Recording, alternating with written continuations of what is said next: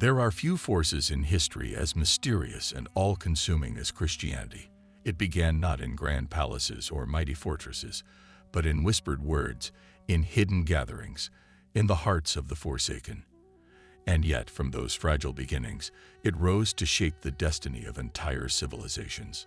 How did an obscure sect from the eastern reaches of the Roman Empire rise to command the hearts and minds of emperors and kings? What hidden truths lie buried beneath the ruins of fallen cathedrals and forgotten councils? And perhaps the most haunting question of all, why, after conquering the world, did its power begin to wane? They say history is written by the victors, but history is also rewritten by those who fear the past. Many believe that Christianity's rise was an act of divine providence, an unstoppable march of truth. Yet, in the shadows of history, another story whispers, a story of forgotten sects, silenced voices, and forbidden knowledge lost to time. The conquest of Christianity was not simply the work of faith.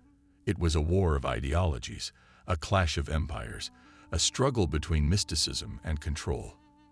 And within that struggle, secrets were buried, secrets that may yet hold the key to understanding why its reign could not last forever. Tonight, we unveil the hidden history. We uncover the truths that were erased. We explore how Christianity conquered the world, and why, in the end, even its dominion was not eternal. To understand how Christianity conquered the world, we must return to an age of gods and empires, an age where Rome reigned supreme, and the old deities held dominion over the hearts of men. The Roman world was a vast and complex tapestry, where religions and philosophies interwove in an ever-shifting dance of power and belief. Among the many cults and sects that flourished in the shadows of Roman temples, one stood apart, a humble movement that did not seek favor from the gods of the pantheon, nor call for blood sacrifices to appease celestial forces.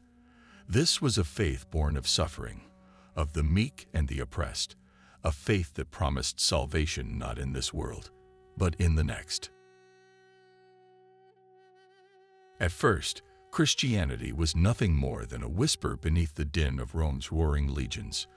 To the emperors, it was a nuisance, an aberration that defied the proper order of things.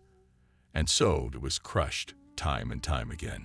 Christians were thrown to the lions, burned as torches in Nero's gardens, hunted like criminals.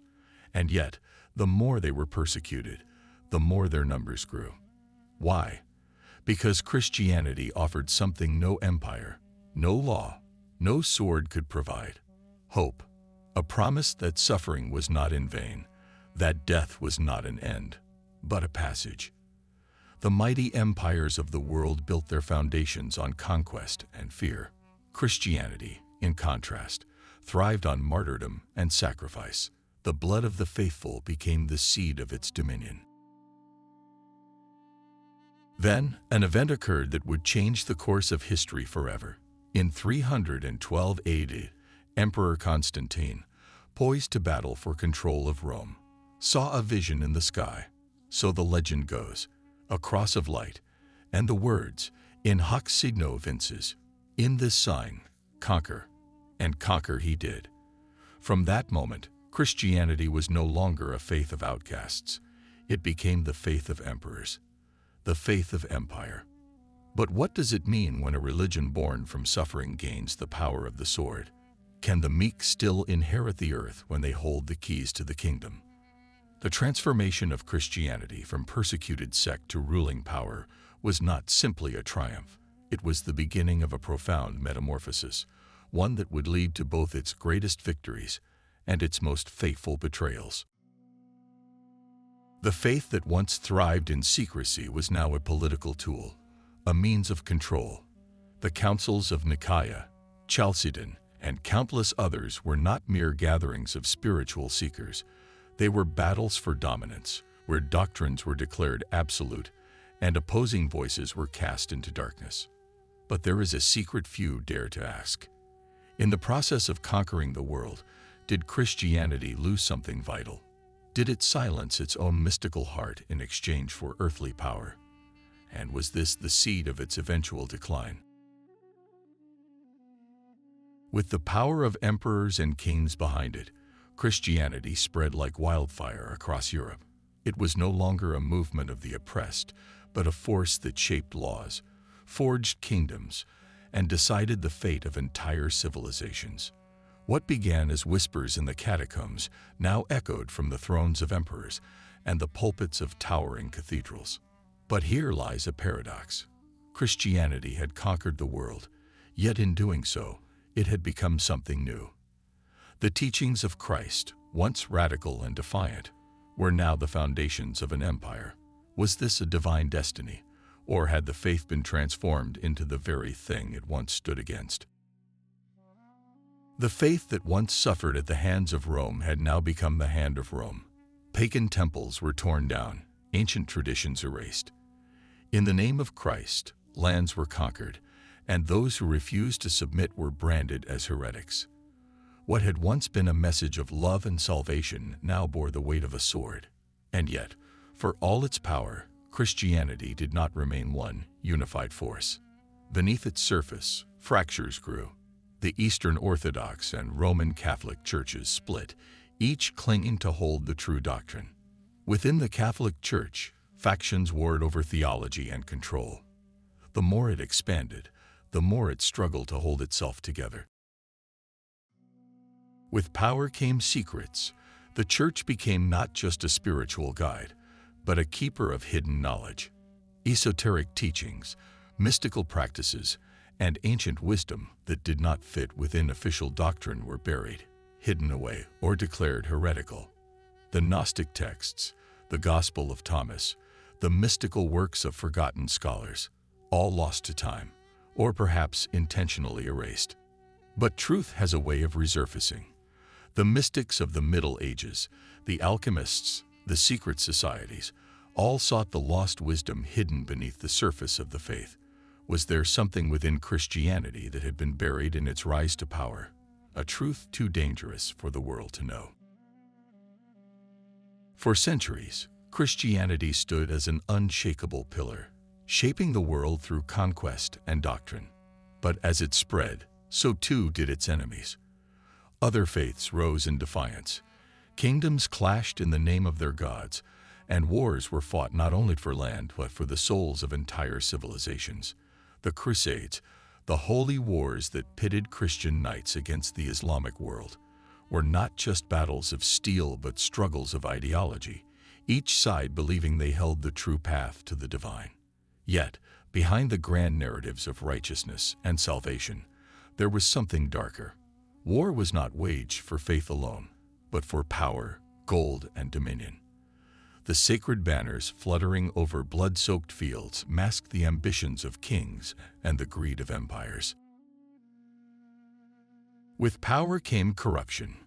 As the church grew into an institution, it ceased to be merely a beacon of faith. It became a political empire capable of crowning kings and toppling them. The Pope's word was law, and those who defied it faced excommunication, a fate worse than death in an age where the church controlled the gates to heaven itself. But the higher Christianity rose, the further it drifted from its origins.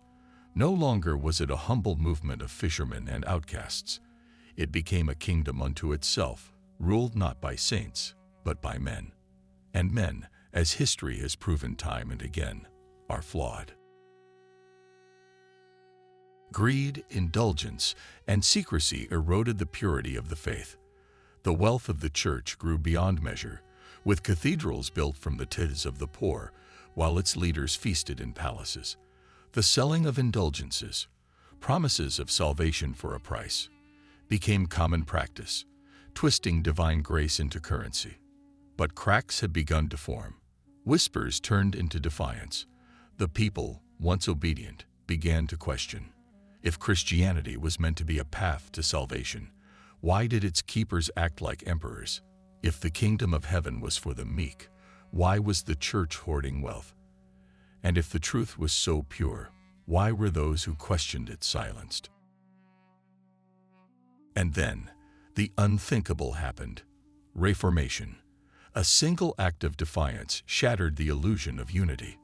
Martin Luther, a monk who dared to challenge the might of Rome, sparked a movement that could not be undone. His words spread like wildfire, and soon Christianity itself was torn asunder. The Catholic Church lost its monopoly, and new sects rose from the ashes. Lutherans, Calvinists, Anglicans, all seeking a return to a purer faith. But was purity ever truly possible?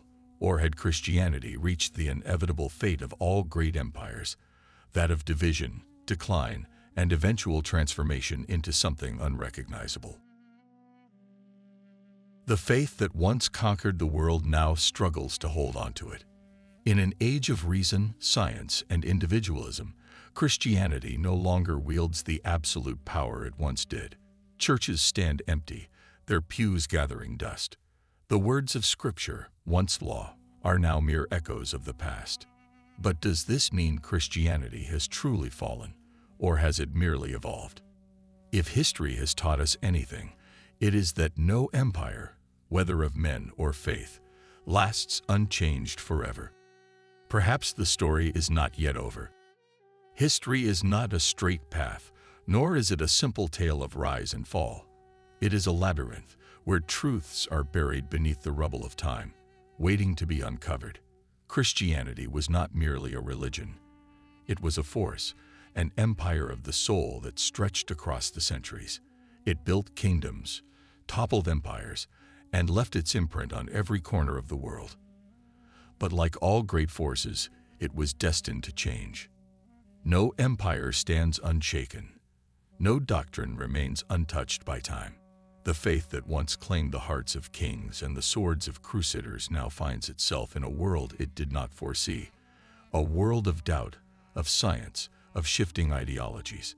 Yet even as cathedrals empty and the power of the church wanes, its echoes remain. Its stories, its symbols, and its philosophies continue to shape humanity in ways both seen and unseen. But what does this mean?